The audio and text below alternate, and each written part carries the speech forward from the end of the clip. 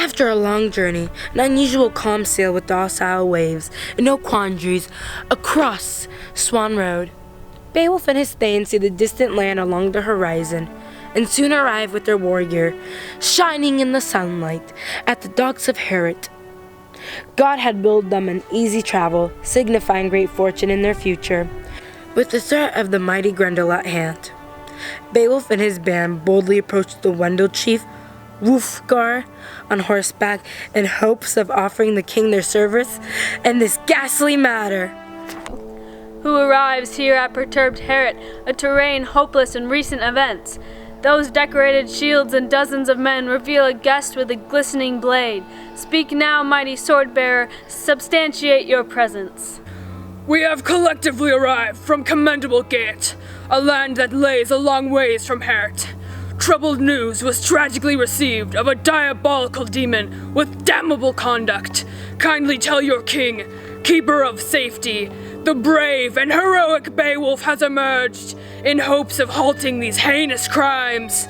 Auspicious alterations shall arduously transpire, given your faith falls in our fearless palms. I shall quickly deliver to the Queen's husband the meaningful message of your men's intentions.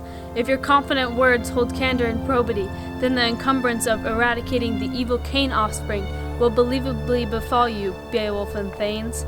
The judicious king bestows judgment, however, so I must readily remit this respectable offer. Wulfgar exits through the doorway into the throne, where Hrothgar sits awaiting the news of what visitors have come to Heorot. Noble Hrothgar, there is a necessary message that fervently awaits a fast response. Guests from Gateland have graciously arrived, seeking sanction for a selfless errand. Their honored leader, the lusty Beowulf, wishes to promptly plan with their prudent king. I urgently advise, sir, in understanding this dilemma of death that desecrates our country, and meditating on the mind-bearings he suggests. Such thrilling news is thoroughly pleasing. I memorably met this masterful Beowulf when he was as small as a scrawny pup. His father was a friend of mine. Tales have been told of this tenacious warrior with the backbone to best the beastly Grendel. Let this hero of Heorot know a keeled man-killer brings kingly wealth. Go now and greet our Gateland saviors. Wulfgar exits to the doorway, where Beowulf patiently waits for a response.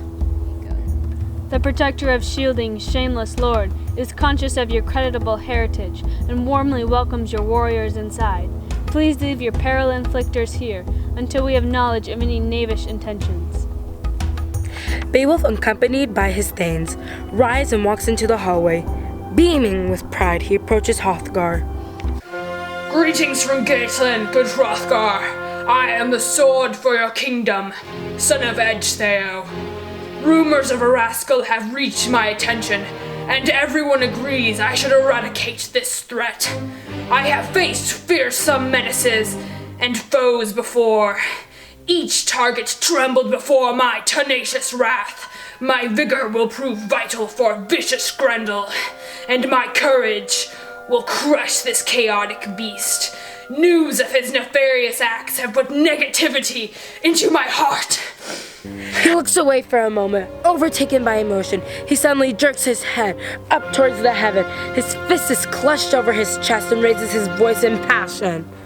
I will massacre this monster with a mighty edge. Death has no density over my determined head. I am the strongest soldier of all the seas and lands. If God wills it, Grendel will fall! Beowulf dramatically slashes the air as if holding a sword, drops to one knee. The things grunt and raise their fists in approval and camaraderie. Hrothgar nods in content and begins to speak. Such passion will prove to be prosperous for Heorot. Although this affair brings me a blighting grievance, I believe you, Beowulf, can best it. Come now, a courageous warrior deserves to dine with Danes of royalty.